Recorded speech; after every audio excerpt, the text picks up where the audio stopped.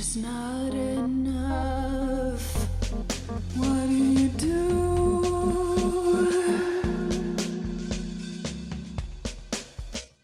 What are we here for?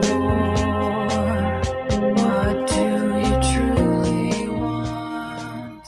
When change is not enough, what do you do?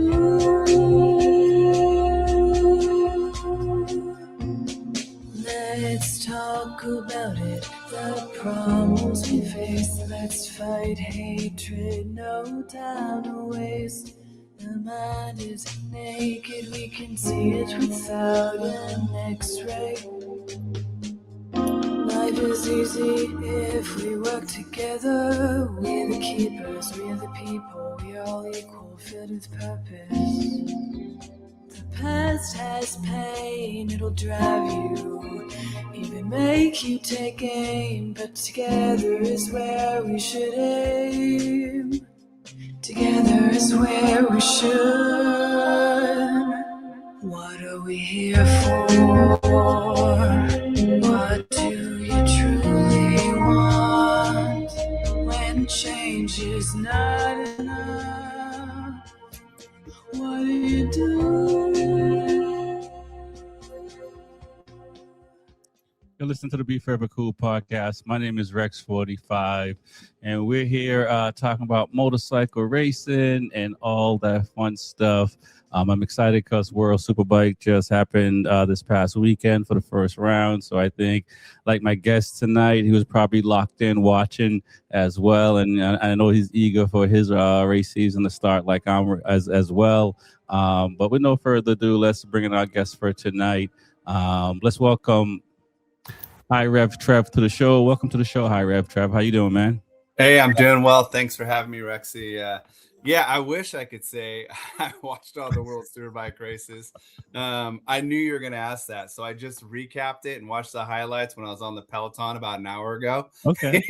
So I didn't dive fully into that stuff this weekend. It was my daughter's 13th birthday, so obviously I was fully engaged in that. But I knew it. I'm like, he's going to ask me about World Superbike, and I just know that Bugalo was out there dominating, and it's still a Ducati fest with some Bimotas out there in the mix, and Gerloff kind of pulling up some top tens. But that was pretty impressive. So what that's like for you, balancing? I know I think birthday parties or anything, I still got my phone out a little bit, trying to, have a headphone in kind of halfway. So is that hard for you to detach from motorcycle events or racing and stuff like that when you have like a birthday party or anniversary or anything like that happening? Yeah, it's not. So for me, motorcycles like my career. It's my hobby. There's no getting away from it. So, even for birthdays and stuff like that, they're not motorcycle themed or anything, but there's always this constant motorcycle. Even in the background, we had Supercross playing. Okay. Right? So, it's easy to disconnect, but there's always some, tether there at some point for sure. Okay. Yeah, no, I hear that. And I think, with the family, they kind of know what you're into. So they all kind of sign up, right? Oh yeah, 100%. There's no getting around it. It's just the way of life. Even my daughter, Kelly, just, like I said, just turned 13. She loves dealership shirts. She loves Honda shirts. She finally got my shirt that I have that I didn't even know I have that's out there in the mall at Zoomies and stuff. Oh, that's cool. So she finally got that. Super stoked. She's been looking for that thing forever. So yeah, she's a motorcycle girl, but she's also a soccer player and stuff too. And both my daughters are, but yeah, can't get away from it, man. It's pretty cool. And as we get into the show, we'll talk about that some more. But like I do with all the guests that come on, I want to just start with, how did you get into riding? For some folks, their parent or someone in their family or maybe a neighbor had a bike and something like that, and they might have jumped on as a kid. For other folks like myself, I was a full-blown adult and had to go purchase my first bike on my own and figure that out. So what was that like for you, man? Yeah, late bloomer, man. I didn't ride my first motorcycle till I was 18, 19 years old. It was a 98 CBR 600 F3, all red, no graphics on it, anything like that. Thing was awesome. I actually worked at a car dealership up in Northern California, and a Toyota dealership, and they got this thing on trade, and it was just sitting back there in the shop. and it was just the coolest thing ever. Never rode a bike, but I just had to have it.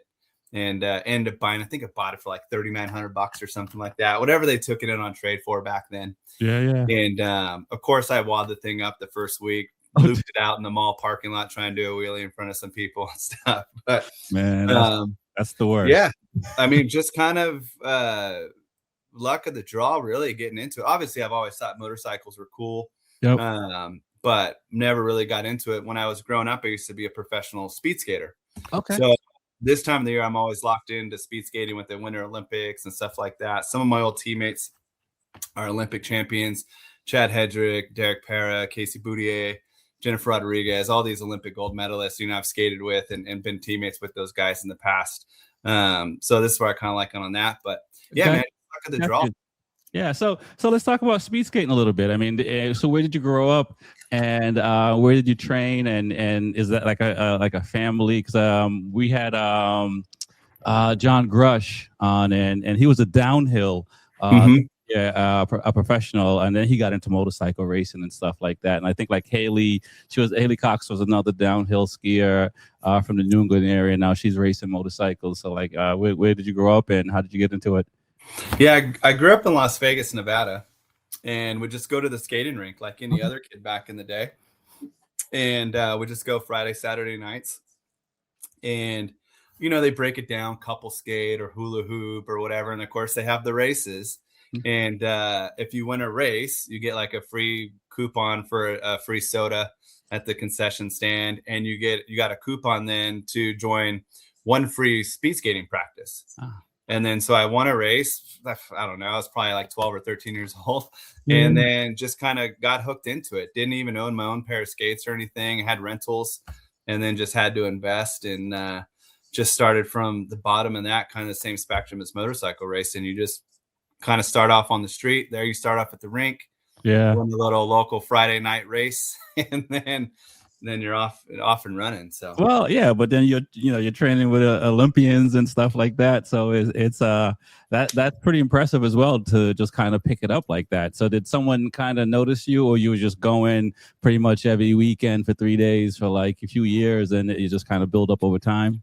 Yeah, I mean, it started off social, right? You want to go hang out with your friends, and I'm 45 years old, so in the 90s. That was where it was at, was going to the skating rink, Crystal Palace on Rancho Boulevard. And heck, we'd even skate there, and we would train and stuff like that. And depending on what the meet was or what we were training for, but there was always, year round, it was twice a week. And if we're training for a regional or national or invitational, it'd be 2 a days, so, but yeah, just kind of started from that. But it's almost the same spectrum as motorcycle racing.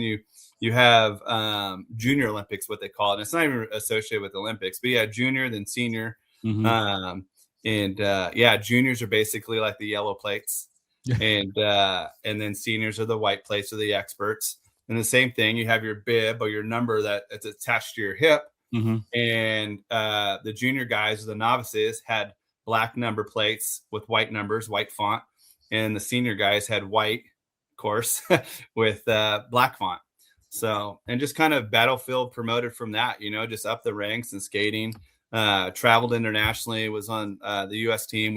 I've raced in France and Spain, national champion in 94, 95.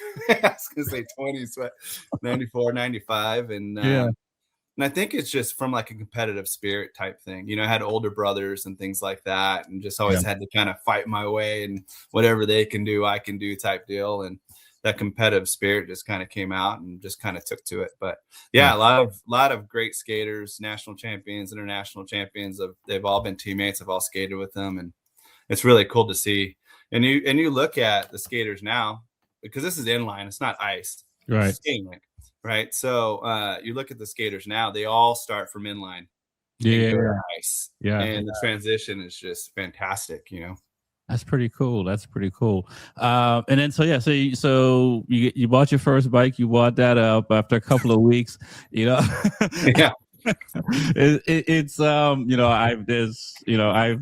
I grew up riding BMX. I did a little roller skating, but not inline. I guess I had a rollerblades too, but I'll be dating myself even further back than you.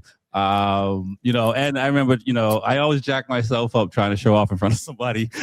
Yep, that's what happens. You know what I mean? And so you know, you weren't hurt too bad or anything like that. Did you go get another bike? Did you take some time off? Did you say, okay, I need to go learn how to, you know, ride?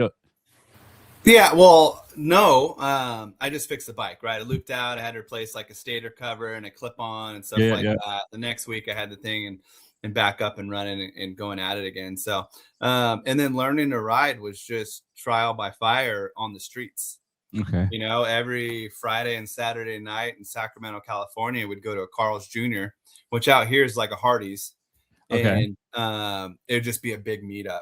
You know, there'd be anywhere from 50 to 250 riders, and some would just hang out and kind of parking lot pimp and just, you know, go to a Jamba Juice or a Starbucks or whatever. And then there'd be like a group of guys that would go riding through the hills of Northern California at night. Right. And it was called the Loop. It was Highway 49, 193, 46 up and around. And it was a really fun loop. But yeah, so you have some guys that do that. But yeah, just kind of trial by fire from that. So you would start off the slowest guy, right? Like, dude, these dudes are out of control, way too fast. You'd be in the back of the pack. You'd pull up at the gas station or whatever the next stop is at. They've already drank their Red Bull, smoked their cigarette, putting their helmet back on. Like, oh, dude, I want a Red Bull too, man. Right. You know, so you're kind of almost forced to kind of keep up. So you get a water break too, if you will. Right. For the next time. Yeah. And then you're just you start going too fast for the street. Well, reality is you kind of make your way up in that pack. Right. And then you're leading the pack, and then you're kind of too fast for the street type deal. And then you get turned on to track day. Gotcha. And then you get butt kicked there too. Right. You're the back in the track. And so for you, how long was that to get to the point where you're like, all right, I'm too fast for the street? And I mean, that's pretty impressive, you know, being a younger person saying, hey, I'm too fast for the street to go on the track. Because I still see some guys that are strictly street only and haven't made that connection yet. So, you know, from 18 to, you know, riding on the street, how did you get introduced to the track, and around what time? Was that like 2 years, a year, 3 years? Probably from about the time I started to when I really got introduced to the track. So there was an interest right away, right? When you're on a sport bike, you instantly kind of get sucked up into the industry from watching motorcycles and watching the races, going to the races and things like that. But again, some of the local fast guys there that are AFM champions and AMA guys too, that used to race, like Corey Call and those guys, they would ride on the street with us. So, you know, so we would be out there and here's this local fast guy that's an AMA superbike guy, you know, and, you know, out there riding with us. And of course he's like, well, come out to the track. And then you go out to the track type deal. But it was maybe 2 years. Okay. So I got the bike when I was 18, 19 and was racing AFM in 2001. So, yeah. And AFM is a riding club out in Northern California? Yeah, California, West Coast. It's like the Weir, if you will. It's the oldest, I think the oldest club racing motorcycle organization in the country. And a ton of people have come out of there from, I mean, Steve Rapp, Freddie Spencer, Kevin. I mean, a lot of dudes have been coming out. Brendan Kettleson right now is 2-time AFM #1 plate. I mean, he's going to be riding for Bryce Prince this year in Super Sport. So a ton of dudes come out of AFM. Yeah, I mean, I think the East Coast guys might say the Loudon Classic might be the oldest. I think. Yeah, maybe race. But right. But for track days and like school and stuff like that is what you're talking about. Yeah, well, AFM's is a club racing. It's just like Wera. Okay, gotcha. But it's been around for at least 60-something years. Oh, wow, that's pretty impressive. And did you start like racing right away? Because for me, I didn't do a lot of track days when I first started. I started racing a lot later in life. I was already in my 40s. I bought a bike in 2012, and I started racing in 2013. My buddy, once I bought my street bike, one of my buddies was just like, you got to come to the track. I got a bike for you. Yeah. I bought his SV 650 and, went to the track the next year. I only did the track day to get my license on that Friday, did the rookie race and as long as you didn't crash, I got my license and I did that and so I got my license and raced for about, 4 or 5 years after that before I did the track day. And so I realized I probably should have done a lot more sooner. So was it like more track days for you right away, or did you start racing? Yeah, just maybe a handful of track days and then right into racing, because that was almost like what the culture was up there. Right. And I was riding like nonstop. There was one point, because I was just a young 20-year-old kid. My motorcycle was my only mode of transportation. So I was even racing that. And it was so easy to swap out bodywork back then. It wasn't complicated like it was now. Even putting a slip-on exhaust, it was a bolt-on exhaust. It was 3 bolts on a 954 and a 929, So I would literally go riding on the street, do that Carl's Jr. ride on a Friday, Saturday night, and then swap my bodywork overnight and then go race at Sears Point or Sonoma or Thunder Hill, in those places up in Northern California on a Sunday. Wow. Man, that's pretty cool. I hear that I see videos of folks in the UK and stuff like that, and they ride their street bike with their gear to the track and do a track day and stuff like that. But it's more, which is pretty cool. I find it hard here because I'm like, I still got to figure out a way to bring a chair. It's like, right. I just can't just show up and ride. What was like back then for you? Packing up and going to the track. Was it just as simple as loading into the back of a pickup, where you were like, all pimped out already? No, as simple as loading it up and putting it in the back of a pickup and barely setting up an easy up, maybe just bumming off of somebody else's easy up and stuff like that. I'd even run DOT, tires, race tires, of course, but not full-blown slicks or anything like that, because I would get a brand new set of tires on Sunday to go racing. Yeah. And then I would ride them on the street all month until the next race, and then buy another set of tires for, that race weekend. Yeah. Wow. So I was a DOT race tire guy forever, And so were you hooked right away? Did you, I don't know how many rounds they had, but, were you like going to a couple of rounds, or like automatic, you were just like I'm going to all the rounds for the year? Yeah, I was doing all the rounds back then. I was in contention. I was leading the I was leading open superbike and open production class in 2001, and won the first 3 or 4 rounds, and then high-sided myself to the moon at Thunder Hill and separated my shoulder and stuff, and that was the end of my championship. So, but yeah, it was. I was doing the whole series back then, but then then I just, from that, I transitioned just to almost strictly track days, because I just have more fun, because I can go riding with my buddies. You can kind of goof off. You don't have to go 10 tenths all the time, right? It's more relaxed. You're not doing a bunch of sitting around and waiting. It doesn't matter. Even in Moto America, man, it's a bunch of hurry up and wait. So where track day, you're on every 40 minutes. So. That's true. And so at what point, how long did you race for before you started racing in Moto America, or even racing in other series? So, how long were you just out in California, and then when you start driving out of state? Yeah. So I work for American Honda. So I was working at a dealership level back then and doing some racing. Again, once I separated my shoulder, I was kind of done with AFM.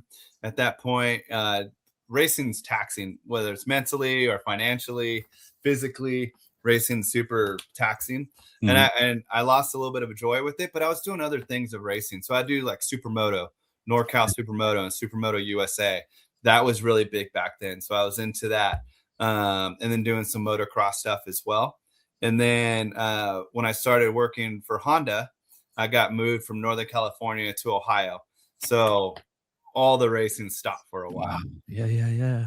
And but I still had my bike. I still had a 08 CBR 1000 back then. Okay. And there was this series, and talk about just grassroots, like not setting up anything. I was straight motocross style, this thing. There was a series called Moto Series out of Nelson Ledges, Ohio. Okay. And they would have like Friday night just practice sessions. So you could just show up like from like 5 o'clock until it got dark and just go ride.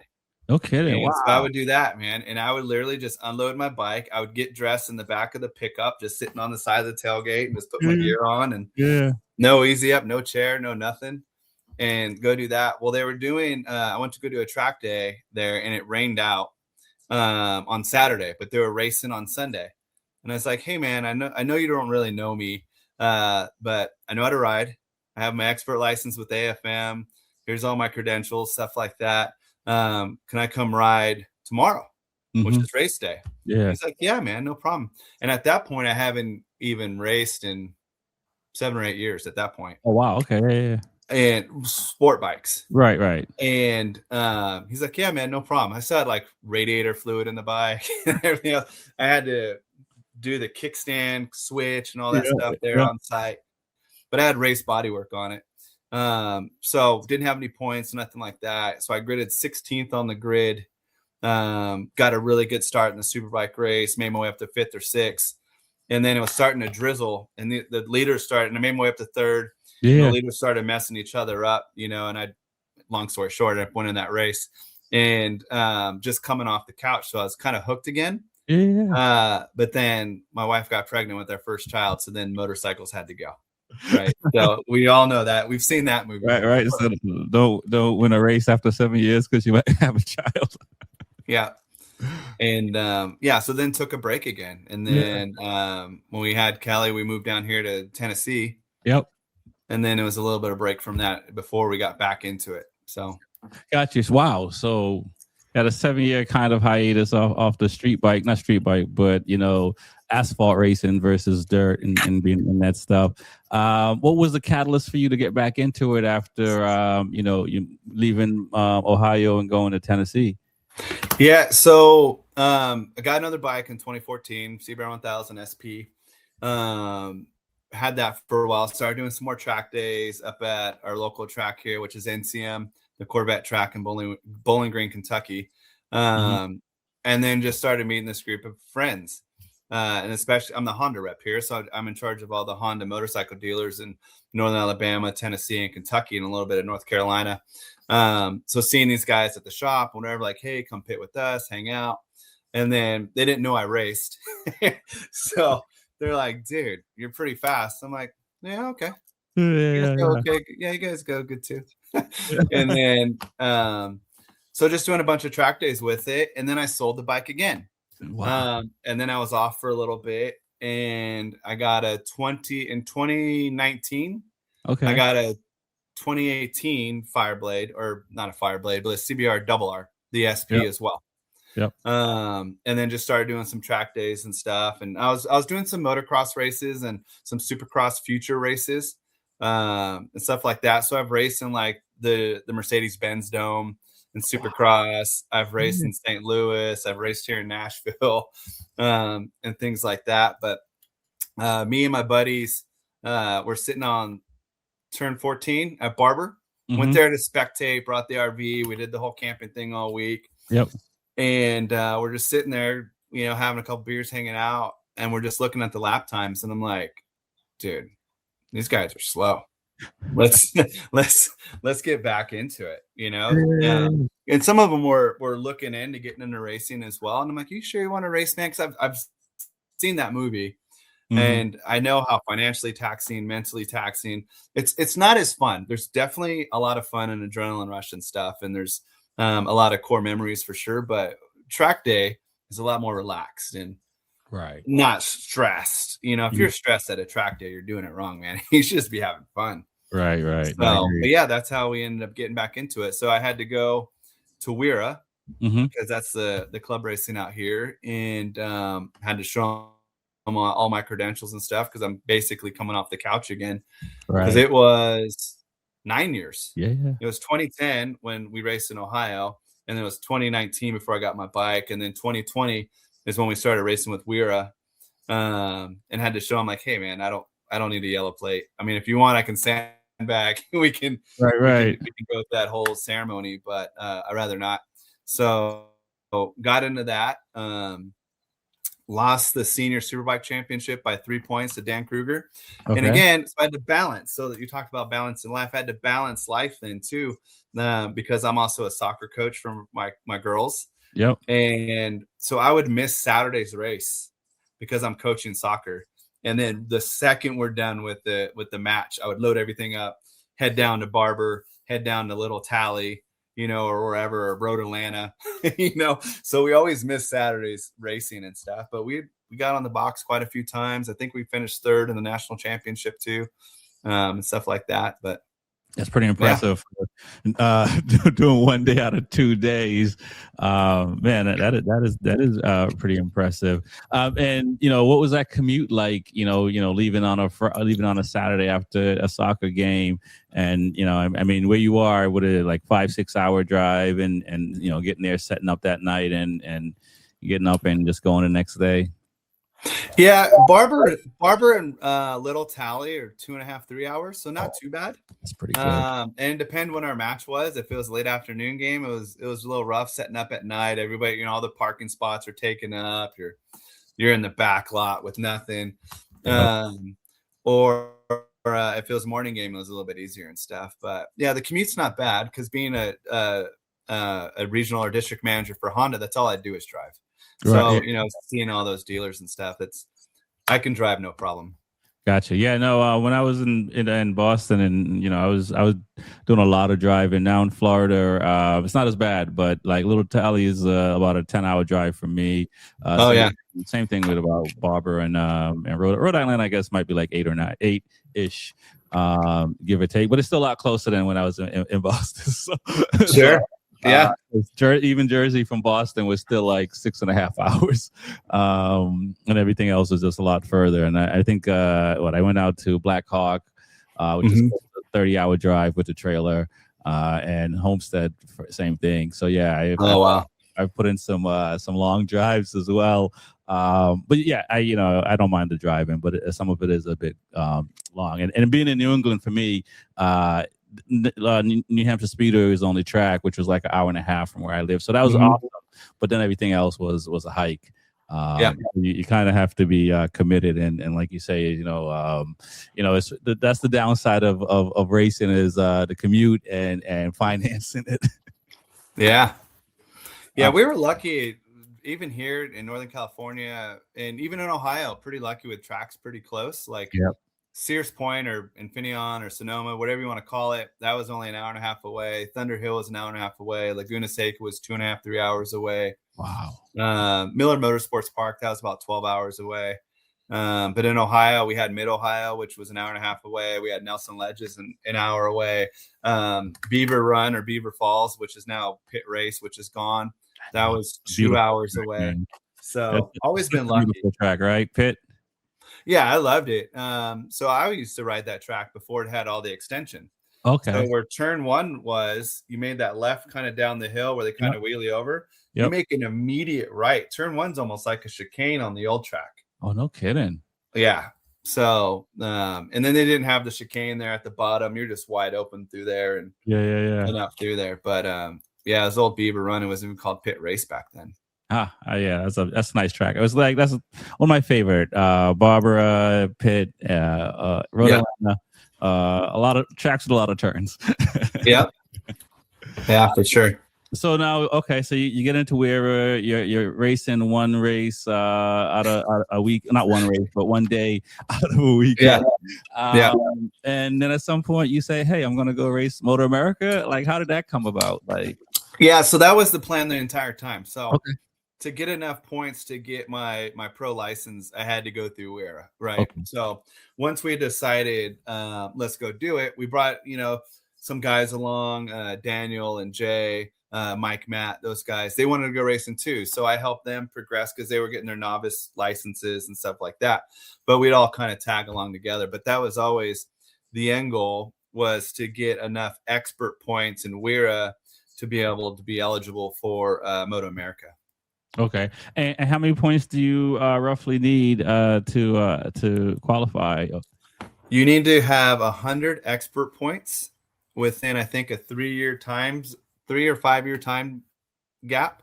Okay. And you have to have 5 to 7 successful weekends as well. Okay. So the race director of WIRA or whatever club organization you're with has to sign off on you too. They basically have to co-sign for you saying, hey, this is a safe rider. He knows what he's doing. Okay. He understands the rules, respect, that whole 9 yards. But yeah, you have to get signed off by whatever org you're with. But it's 100 expert points. And how do they count the points? It's not necessarily by winning how you finish on in a race weekend as far as points. Is it a different accumulation? Nope, that's it, man. Okay.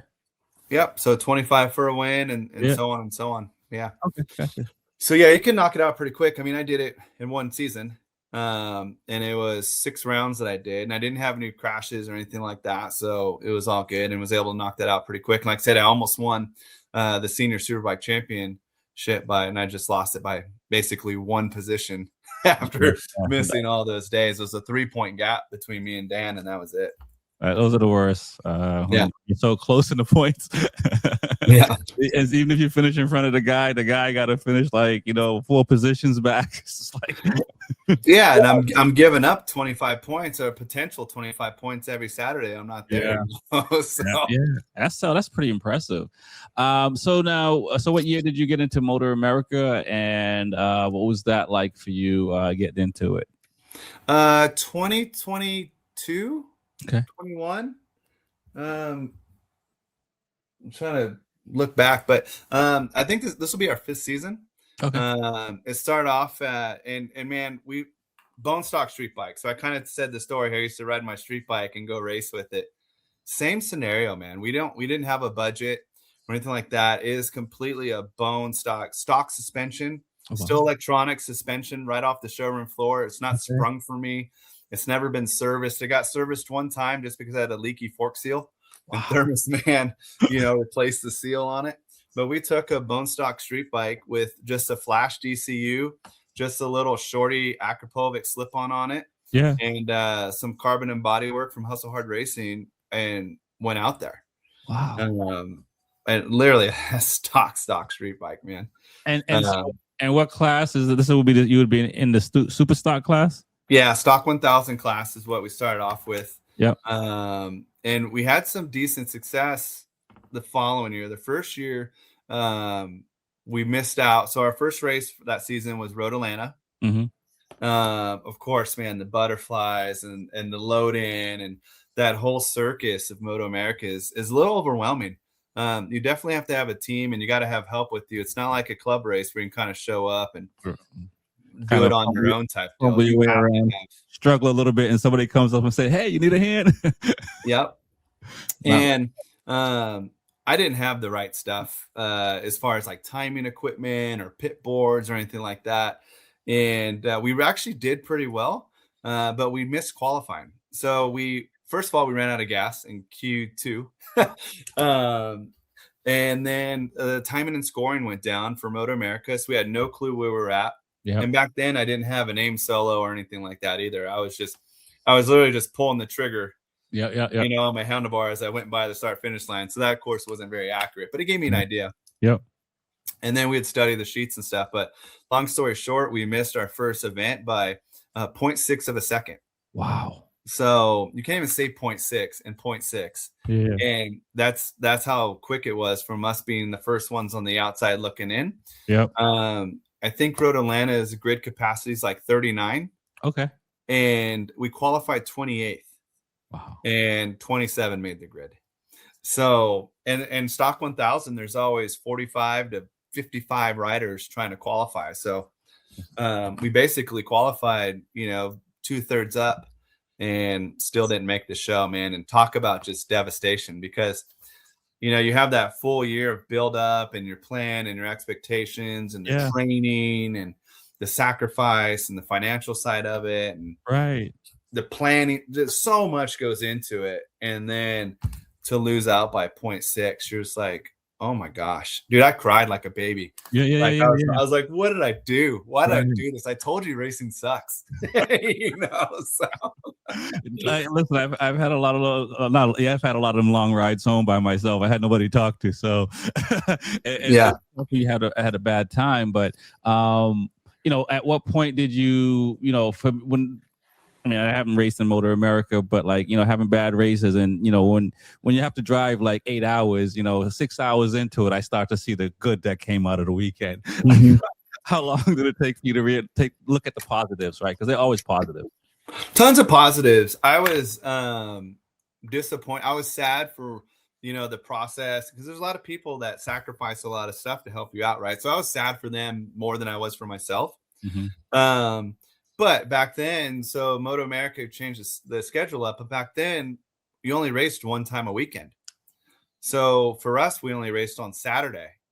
It's still the same expense, the same everything, but we only had one race a weekend. Yeah. So we just hung out and partied and had a good time and watched all the races, and we're just having a great time the rest of the weekend. But I told myself, never again.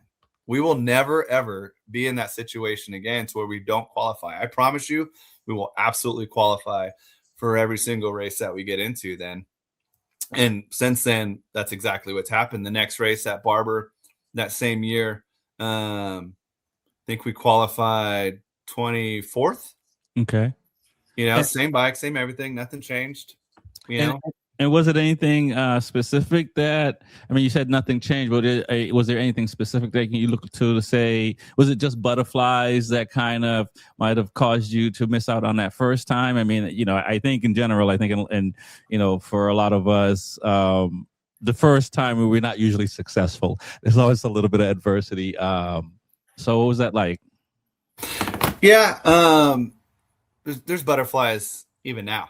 I can line up at a local county fair race at a motocross track, and I'm like, what am I doing here? Like the nerves and the anxiety is like it's not overwhelming, but it's definitely there for sure. What was your question again? Sorry. Sorry. How is there one thing you can look back on and say what it was that, was it just the nerves that caused you to finish where you finished, or was it just the overall of it, just the new experience, right, at that level, which is overwhelming. I mean, it's overwhelming at any level when you're the first time you get into it. Yeah, 100%. Lack of preparation on what exactly we needed and not knowing exactly what to expect. We jumped right into the lion's den. I was ready. Physically, I was ready. Mentally, I was ready. I did get a ton of arm pump because that's Road Atlanta for you for sure. But that wasn't necessarily hold me back on top speed and trying to create a lap. I just didn't know what I needed to be doing. It was only my second time ever being at Road Atlanta. My first time was 8 years ago. I did a track day with STT there in 2014. Okay. And never been back since. So to try to qualify for a national, first time out, track I'd never been to, and just really outgunned, being on that double R Honda thing has a ton of mid-range. It tries to spit you off in the mid-range, but there's no top and it just falls on its face. So we're down quite a bit of top speed. But it was just not knowing where I was at. If I knew I had to find 6/10, I would have found 6/10 for sure. So that's just me. And since then, obviously next race at Barber, we had a name solo. I knew where my lap times were. I knew where it needed to be. We'd come in and we would analyze the sector times. We would overlay that with other guys' sector times and kind of see where we stood and where I can improve. I would watch other races too and see where the superbike guys breaking. Now I'm not going as fast as the superbike guys, but where the super sport guys breaking. Like at Barber, the super sport guys are doing 28s, well, I can do 29s. So if they're breaking there, I can break there. And then we end up getting down in the 28s too. If a super sport bike can do it, I can do it. Right. So that's where we kind of just did it. It was just lack of prep. Right. Just not knowing.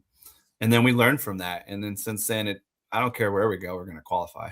Gotcha. And now, you said that you didn't do, outside of a slip-on, you didn't do much mods. And even when did you start modding the bike, or you don't mod the bike as much? And, what did you start changing suspension or doing anything at some point? Still stock suspension? Stock bike, man. That was our Cinderella story. And working for Honda, I wanted to kind of show how good a bike was right off the showroom floor. Yep. Literally, Rexy, the most expensive thing on the bike was the carbon and bodywork.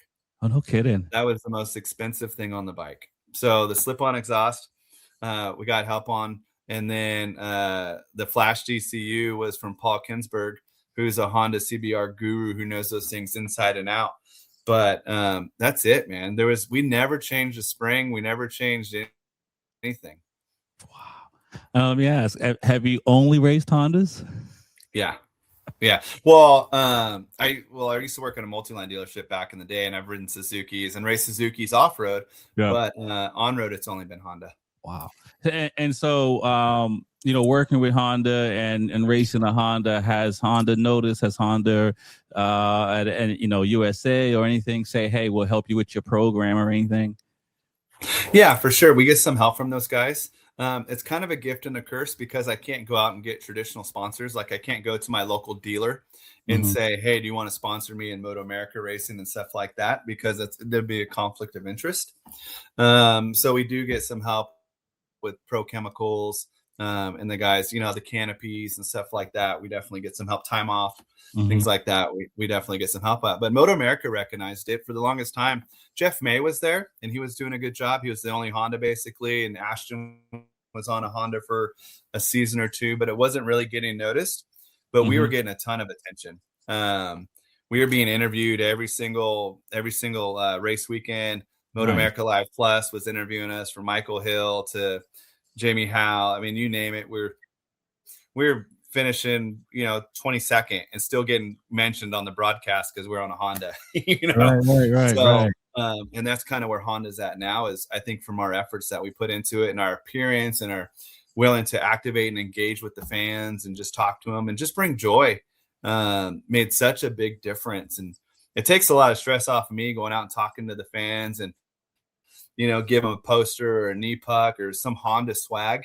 That was such a big deal that I think it made an impact. And look where Honda's at now. I mean, Moto America's kind of screwed that up a little bit, but with Talk 1000. But I was going to ask about that. We can touch on that a little bit for the new changes for this year and what that's looking like for you.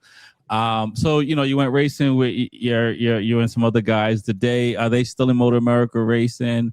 And what's your crew like when you go to the track and stuff like that? Is it family and friends, or is it those same guys that come in and help you support every round? No, just family and friends, man. It's my buddy Robert Langford and Travis and Jay and Daniel Shoemake. Those guys have really kind of helped out and been part of the journey since day one. We're the guys sitting up on the hill just having a good time being spectators and say, hey, we can go do that type deal. And then just put your money where your mouth is. And man, Lord knows you pay a lot of money to be a class. I looked at the fees for the lightweight class, and I was like, yeah, it's a big difference than club racing. The fees that you got to put up to get into a race weekend, but it's also pretty cool to be able to race at one of the highest level in the U.S. And be competitive and stuff like that. So, do any of the folks in the paddock give you a flack for not doing any mods on the bike since it's a deliberate thing? No, it actually worked out pretty well because some people wanted to see me succeed. They see where the potential's at and where the lap times are at. I mean, at Road Atlanta, for example, we were down 18 miles an hour, just going straight. Yeah. And I'm 6'3" and some change and 215 pounds before I wrap a kangaroo around me. Wow.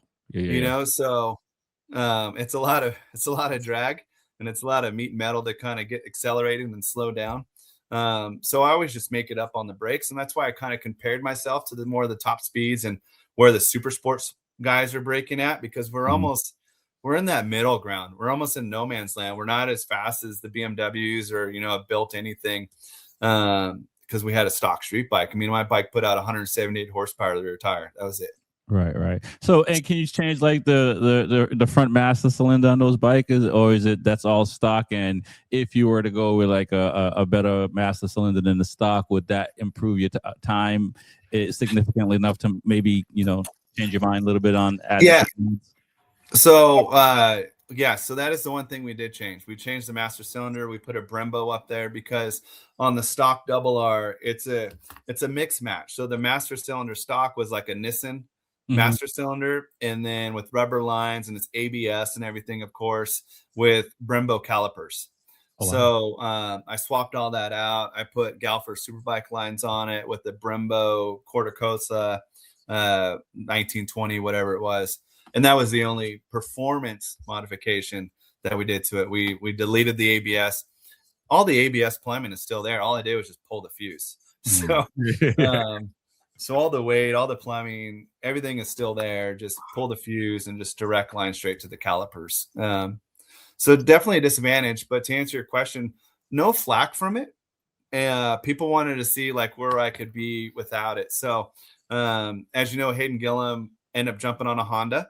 And I ended up knowing those guys pretty well over at the Real Steel team. And the bikes were changing from 23s because we didn't have a 2024 model year. Right. So they were riding the 23s. And then for 25, the bike was changing to the bike you currently have now. So like, hey, we're getting the new bikes. We have all these old bikes. We're basically like show bikes at that point. They're just on display at local dealerships or in a museum somewhere or whatever. And Jerry Nickel, the owner of that, and Hayden Gillum said, hey, you can ride one of our bikes. We want you to ride one of our bikes for next year. Yeah. So I'm like, okay, well, let me see what I can put together here because it's still super expensive, right? Thanks for the bike. Yeah. That's one part of the puzzle. Let me see if I can figure out the other parts of the puzzle. And got support from Hustle Hard and 4SR Racing and John Cook, the dude from, the old Track Day Winners guy. Yeah. Helped us out financially and stuff. And we were able to put a program together and do the full season. So. And this is, you're talking about for 26? For 25. Oh, 25. Okay. So how did 26, we're still working on it. Gotcha. How did you do last year? Good considering. So again, first time on a Fireblade. Yep. Never rode the bike before. Wasn't set up for me or anything like that. We actually get the bike right from Hayden. He's putting on a slip-on exhaust from that thing. And it still has his numbers on it and everything. and we take it right from the Honda racing truck straight to tech. And I'm like ripping off his decals as we're going through tech. Love it. And never even seen the bike before and couldn't figure out how to turn on the rain light because you got to make sure that's working through tech and stuff. And I'm calling Mark. I'm like, hey, man, how you make all this stuff work? And then get it. And just no seat time. Never seen the bike until that Thursday. And out the thing is, again, it was a show bike. It wasn't set up for anything. And it's pissing brake fluid out of the master cylinder. Oh, gosh. So I got a total of 4 laps of practice before I had to go to quali. Never ridden the bike in my life. And so, 4 laps around there. So maybe like 8 minutes of seat time. Yeah. And again, coming off the couch because I did one track day right after Barber, the Motor America round, but it was raining.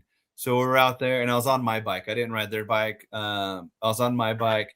I did one session and it was just nonstop rain. So we didn't do anything else. So basically coming off the couch, got about 8 minutes of seat time on a bike I'd never ridden. And we put all girls 17th on the grid.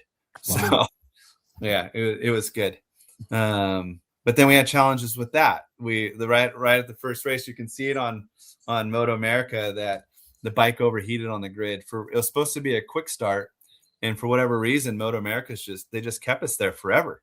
Right. And I've never had a bike overheat on me like that. And they pull the fans and everything else off of it to save weight, which I need weight savings for sure.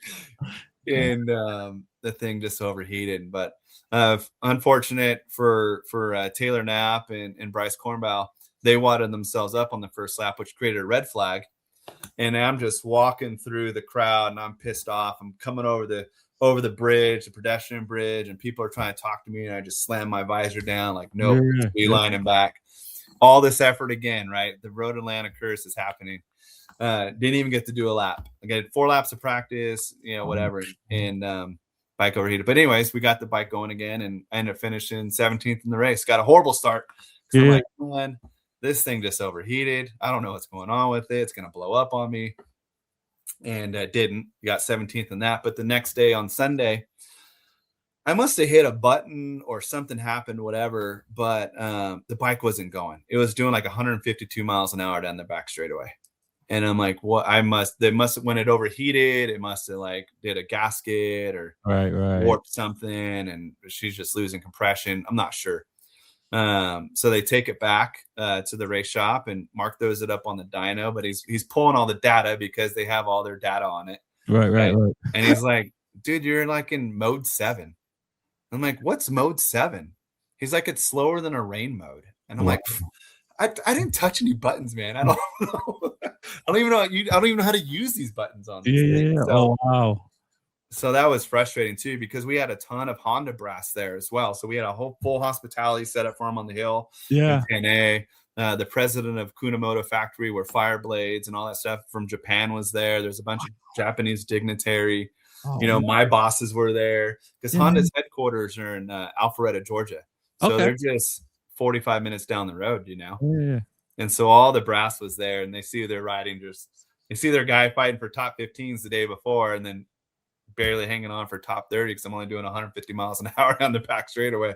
Oh man, that has to be tough in a situation like that. Not necessarily, things happen in a racetrack, so you just learn to adjust to the mechanicals and stuff. But when you do have VIPs around and stuff like that, and all that, and that puts an extra layer on that. So how do you go through that? And how do you walk through those situations?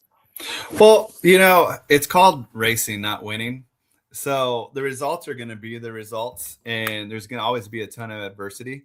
Mm-hmm. But as long as you learn from it, as long as you have fun, and just kind of remember that you're there to entertain. I'm 45 years old. Nobody there is there to sign me up on a factory ride. Right. You could be half those guys, and the top 10 aren't getting signed for factory rides, right? So I just try to have fun with it and stuff like that. So even during that adversity, I still went off into the fan loop and did a burnout for the fans and did a wheelie and all that other stuff. Nice. And just had a good time with it and try to make the best experience possible. Because that's all it's ultimately about, is having a good experience. And racing's an entertainment sport, man. We're all just paying to be clowns in the circus. So you got to have fun with it for sure. You definitely do, and some of us take it a little bit too serious. What would you say to folks that are looking to try to do a race? Well, I guess let's talk about the changes for Motor America, and feel free to express as much as you feel like, as far as how you're looking at this new season coming in. Because my question initially was going to say, for folks trying to get into it, what would you say to them? But after the changes and stuff like that, how do you feel about this upcoming season? It's very delicate because Stock 1000 had a ton of entries, a ton of interest, and it was like a really good stepping stone for a club racer on a big bike to make it, to have the opportunity at least, right? Most of those guys don't make it. Just because you're good at club race and stuff like that, it's still extremely, extremely difficult to qualify for a national. So by taking away that class and combining Superbike class, it takes away from the OEM's exposure. Because you're not going to have those guys on the R1. Everything's going to be Ducatis or BMWs and Hondas, right? There's not going to be a Cowie back there. There's only a couple Yamahas and stuff like that. So it makes it more challenging to get into that. Now, the other side of it, you can go the route of like hooligans racing, which there's a lot more OEMs in there, but Moto America just announced, they sent us a letter saying that they're not paying a purse for hooligans. Oh, wow. So you're racing for free. You're paying all these entry fees, everything else. There's not a bunch of bodywork on that to try to get exposure for your sponsor and everything else. So now the hooligans race is basically glorified club racing. Oh, that's yeah. There's really not a purse there. The 600, the super sport stuff is a little bit interesting too, because they're all balanced bikes. They all have ECUs that are regulated to try to be similar horsepower and stuff, because they're all basically mini super bikes now, being the V2 and the R9 and Gixxer 750s. Those were super bikes back in the day. So then trying to dumb them down and stuff. So it's difficult to get into now. The cheapest route would probably be do hooligans, because there's more opportunity there, but those hooligans are not. Most of them aren't even, like the HD is not even legal to the rules. So, that Pan America looks nothing like what what it really is in the real world and stuff. Right. So there's not even a correlation there. So I could see why OEMs are not participating in that, because what they're racing doesn't even look what it looks like on a showroom floor, where an R1 or CBR or Gixxer looks like what you could buy on the showroom floor, right? So it's interesting in that aspect of it. No one's going bagger racing. Those things are, $250,000 super bikes. They're MotoGP baggers. I mean, right. Well, I mean, they're going to be at least in 6 rounds of MotoGP. I don't know if it's the same. I assume they're going to have their own bikes in MotoGP in series versus the US series, which is unfortunate that there's not more people in the bagger series, because it sounds like from talking to some of the guys, like we have Reese on the show and from Attack Yamaha and Lewis as well, and they talk about the draw that the baggers have brought to the series as far as the fan base and stuff like that. So but again, not everyone has $1 million to throw at a bike. That's cheap. $1 million is cheap, man. I mean, even the program we're looking to put together, it's cheap. It's still $100,000 to do like the whole season. Right. So, and that's just like on the privateer effort, which is like decent support. But if you do nothing, if you don't pay your crew, you do nothing like that, it's $6,000 to $7,000 a weekend. Right. To race Moto America. Yeah. Where you can get away with doing a club race for like $1,500, $2,000. Correct. Right. So, because you can run the same tires over, especially at Little Tally. You're not be throwing tires at Little Tally. Yeah. I race a couple of RC 390s, so I can keep a tire for a few rounds. Yeah. Easily. So it's a lot different. So for you, are you more in favor of the way things are? Do you think it's going to give you more exposure, or is it just a consolidation of the where the big bike racing is heading to? Yeah, I don't know. It's the consolidation's a weird one, right? Because there's all these funky classes again with twins and hooligans and baggers and stuff like that. The baggers does draw a big crowd. I don't know if hooligans does or not, but it definitely fills the paddock up. But I don't think people are there necessarily to see the hooligans. Mm-hmm. But baggers 100%. They've done a great job with that. It's really competitive. Nobody breaks away with it. But losing stock 1000, I mean, there's another 50 entrants. Again, that was financially good for Moto America. That's no longer there. I've already had a Superbike license or Superbike Cup license. We raced Superbike Cup last season in 2025. So for me, there was no advantage. I could go to a Superbike race anytime I wanted to already and attempt to qualify, even at a round that wasn't stock 1000. If I wanted to go Laguna Seca or the Ridge and go, or New Jersey and go race Superbike, I can go race Superbike.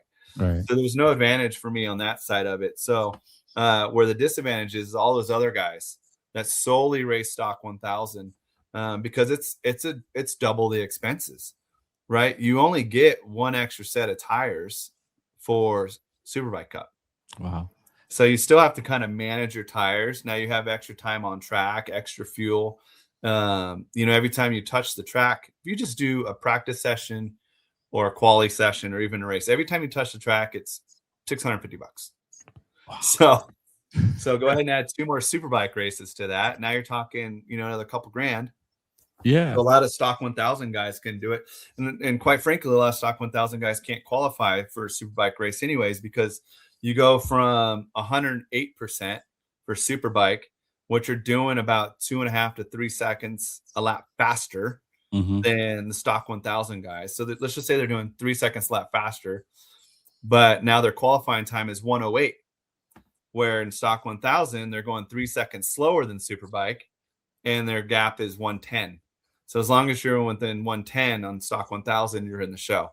So you have to find a stock 1000 guy has to find 5 or 6 seconds a lap to be able to even try to qualify for a Superbike race. Oh yeah, that's pretty wild. And you would think, how many what's the max riders on a superbike grid? Because I mean, you mentioned 50 guys could try to qualify and 28's making it, or 27 is making it, and those fees are still going to Motor America, and these guys are not getting to race. Where now you may only get those 30 guys, and there's no additional fees coming in.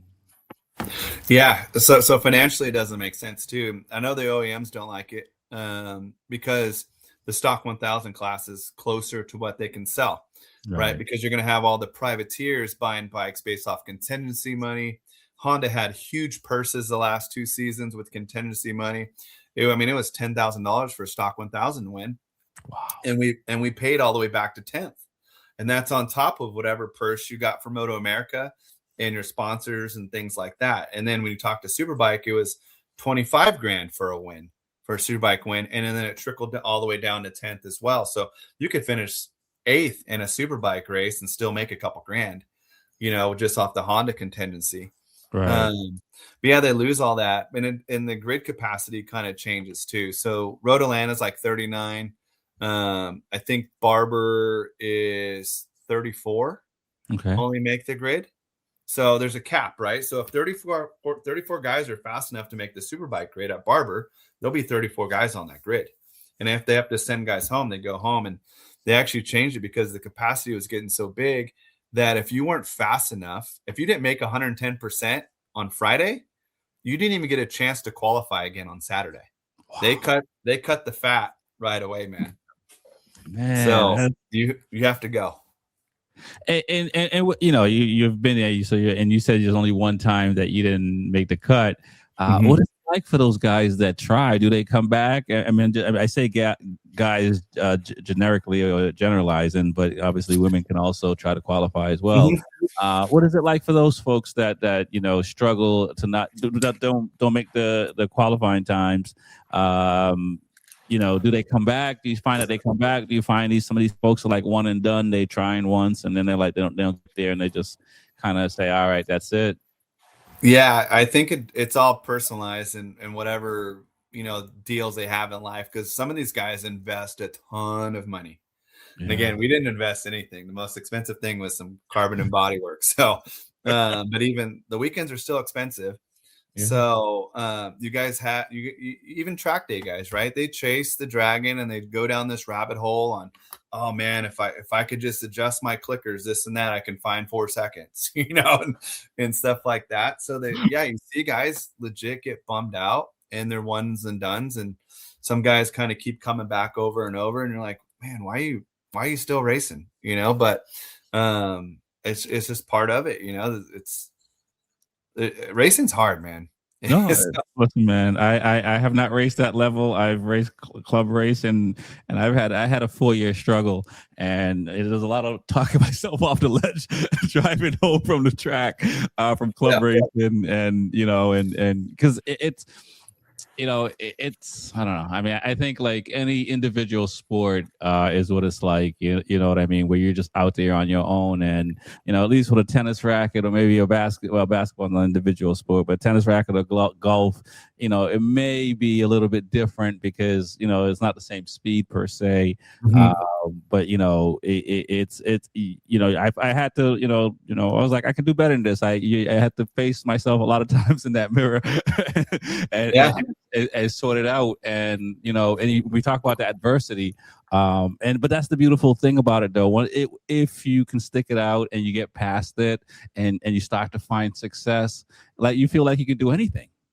Yeah, and having fun with it is probably the biggest advice I can give anybody with it, because again, it's called racing, not winning. Yeah. And there's only one winner, and there's 40 dudes on that grid or 35 dudes on that grid. Only one of them's gonna take home the trophy, and all the glory and stuff like that. But you're only as good as your last race anyway. So you win on Saturday, and then you're 11th on Sunday. No one remembers you won on Saturday. They only remember that on Sunday. So. The sport's cruel that way too, to where you can win a championship and not even have a ride the next year. Yeah. Like Andrew Lee or, the super sport guy, I forget his name, Xavi Flores, won the championship. And Look, even Josh Herron this year, he got booted out his seat and he almost won the championship last year. Now he's riding a hooligan. Yeah. No, that's pretty wild. And what do you think about the state of motorcycle racing in the U.S.? I mean, you've been racing off and on for over 20 years. Mm-hmm. Been fortunate enough to be in Motor America the last 5 years.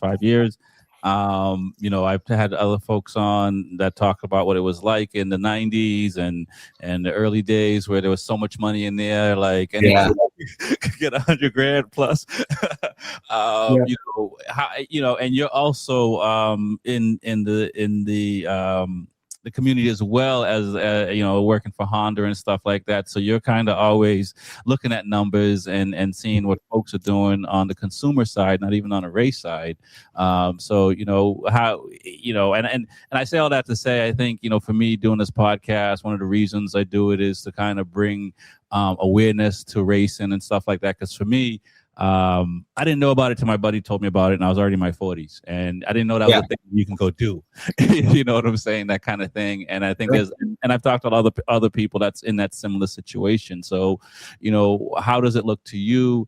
Do you see the improvements, or what improvements do you think that we should be looking at to try to improve on and stuff like that? How has it been for you the last 20 years in the motorcycle community, racing, and also just on the consumer side?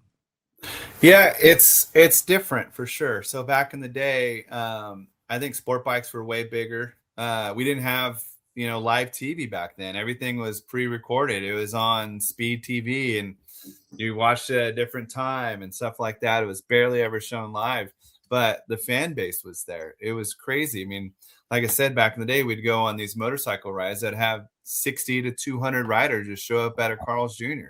Yeah. So I see some of that now still in Nashville and stuff like that, but nowhere near as big. The exposure that Moto America is doing is pretty good with their social media presence, their YouTube channel. Moto America Live Plus is really awesome. Once the season gets started, you better believe I'll have that thing on from when it starts till when it ends. And Roger Lee and Jamie do a fantastic job, and so does Michael Hill and the guys. It's good content. What they have to figure out is how to get more money into the program, right? Like I said, they're not paying hooligans this season. That's crazy. That's absolutely crazy. How do we get more outside sponsorship into the series to get better exposure? Because there isn't any. There's not a single athlete out there that has an energy drink deal. Right. Where's the Monster athlete? Where's the Red Bull athlete? Where's those guys that every other sport has besides a Moto America racer? The dude that's not even qualifying for the night show in Supercross has a Monster Energy logo on his helmet, and he's not even making the night show. Right. We, for some reason, there's a big disconnect there that I can't put a thumb to, but maybe some of it's the rules. Again, which almost kind of killed the sport when DMG took it over, because AMA was really taking off and it was doing really well. And then DMG just kind of crushed it, right? That's where you lost all the manufacturers and all the money went away. Right. Things like that. And the money is not quite there, even from the manufacturer side of it. You better believe manufacturers have money. Look at the Supercross side of it. Right. I mean, it's insane. But yeah, Moto America just needs to figure out how to get more sponsorship dollars in there that makes sense. It can't just be mission tortillas. They just can't hang their hat on some of these outside sponsors that some of these riders bring in, and the next thing you know, they're the sponsor of a class, and then their whole budget's gone, right? And then you don't, like a Steel Commander, you don't see those guys around anymore. They came in with, I think, Gabe De Silva. They came in with Gabe, and next thing you know, I think they're with the Real Steel guys, and they're sponsoring the Stock 1000 class or whatever, and now they don't exist. Right. So that's where they gotta figure out. But I think the sport as a whole is growing. If you go to the races, the fans are fantastic. The hillsides are packed. You go to Road America. If you've ever been to Road America, that place is beautiful, absolutely beautiful. It's Barber on steroids. Okay, all right. I'm gonna try it out there this year. all 4.5 miles of that track, the fans are just lined across, and they were sold out of camping there, which I don't know how, because it's huge. It's absolutely huge. And the fans are lined all the way across. Barber was packed. Coda's a little weird one where there's not quite as many fans there. But it's still a good turnout. But everywhere we go, Road Atlanta is packed. Barber's packed. Road America is packed. So the fans are showing up for sure, and I think they're getting record attendance.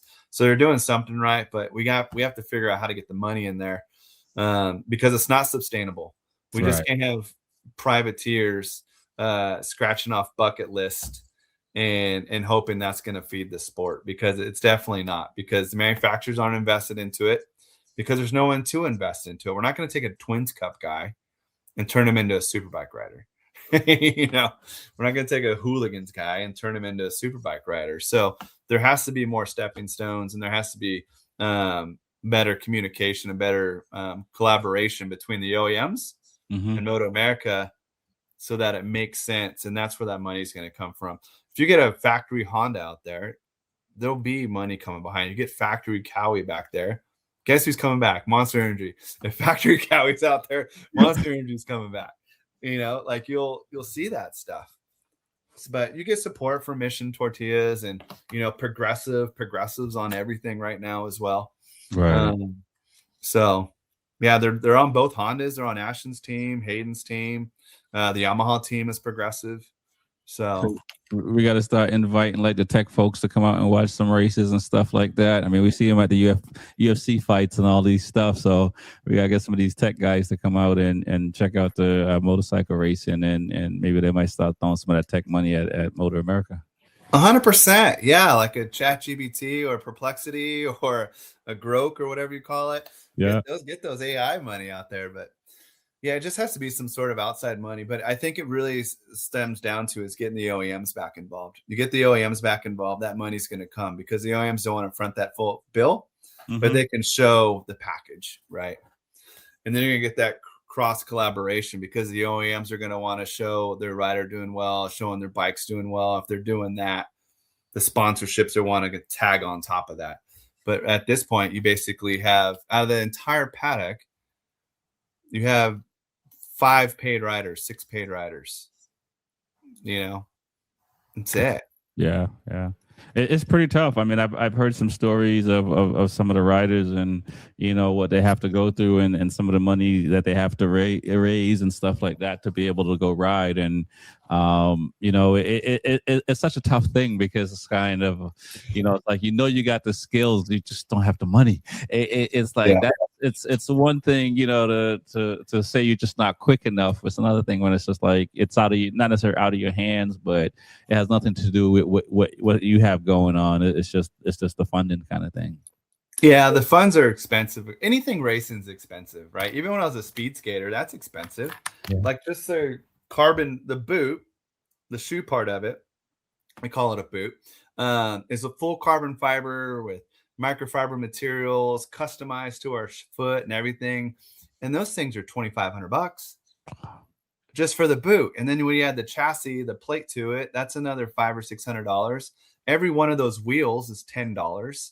And then the ceramic bearings and stuff like that. And then of course you have entry fees and anything racing is expensive, man. It always has been. It is, and it's the ones that with the money usually holding the trophies, which it was cool to see Pramac, win it, because I think they were like the first satellite team to win a championship, because it's always been like factory team or something like that. Yeah. So before I let you go, I really appreciate it already, because we're kind of over time a little bit, man. It's been fun talking to you. What do you think of what's going to happen in MotoGP with this new season coming on board? Do you have like a favorite? I mean, you're a Honda guy, so you're rooting for Honda all the way. Does that mean you're not a Marquez guy since he came to Ducati? No, I'm a Marquez guy for sure. The guy's just an animal. He's a beast. I know the ailments I have, from pinched nerves to separated shoulders to whatever, and he has his arm like fallen off before. He's out there still kicking butt. So I don't know. Some of those guys do it. But again, they have the resources and the funding and the best doctors in the world to kind of, put Humpty Dumpty back together again. So I think it's going to be a really interesting year with the Yamaha and see if they can get that thing not to overheat and perform better. And I'm really curious to see how Top Rock does. I think you see where like he's running his mouth about something. I don't think he's running his mouth. I think he has the expectation. Like he wants to go out there and do well. Right. And then have the opportunity. But yeah, I think it's going to be a Marquez show again. I don't know how. I know that a couple of the Ducati guys are going to be on the 26s. The VR46 guy got a bike, and but Alex has a 2026. Yeah. So we'll see how they just kind of get along with it. I think it's going to be wash and repeat of this year again. We'll see if Jorge Martin is healthy and ready to rock and roll. I know he got cleared to ride. Yeah. But who was on the Aprilia that really came strong at the end of the year? Mazecki. Yeah. So I think he's going to be fired up and ready to rock and roll this year too. But I'm more interested in next year when the bike gets smaller, all the aero goes away, and everything else. So. Yeah, I'm excited for next year as well. Just curious to see. I don't know. We'll see if it was like, I think it was 07 when they did that. It went down to the 800 cc back, and I think it was 07. It'll be interesting to see how much closer the racing becomes in 2000 and in 2007. But this year, it's. I don't know if it's going to be Ducati all the way because we'll see how much difference the 26 is from the 25. Yeah. And it's like, I don't have to say it to you, like the first round doesn't really tell you give you the full picture of what's going on. So it's like by race 5 or 6 or something like that, we'll start to see it settle down and see who have it figured out quickly. Yeah, and we have to see if Ducati catered that bike more to Marquez even further, right? Because that was the big thing. They catered that thing to 25, and Bagnaia just fell on his face. Like he was. Yeah. That was his baby. I mean, he was dominating with that thing. And then they kind of tweaked it a little bit to Mark, and then he couldn't ride it. And I think it's going to get even more tweaked to Mark. And I don't know, man. We'll see. That's why it's called racing, not winning. What are your thoughts about that? I mean, you've been a Honda guy for a while. I personally think like Ducati's shooting themselves in the foot because here's a guy that gave you 2 titles that you haven't had since, I don't know. I forget when Casey did it. It was in 07 or whatever the case may be.